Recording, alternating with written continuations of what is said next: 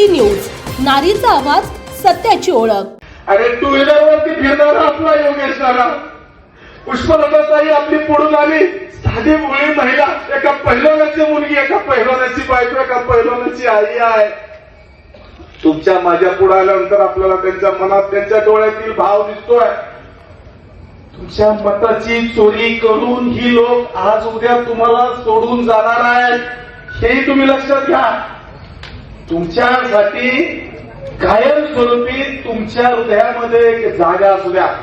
त्या दोन उमेदवारांचा चेहरा आपण मतदान करताना अथवा निश्चितपणे परमेश्वराची शपथ घेऊन सांगतो, तुमचा हात कमळाशिवाय दुसरीकडे कुठं जाणार नाही, जाऊ शकत नाही।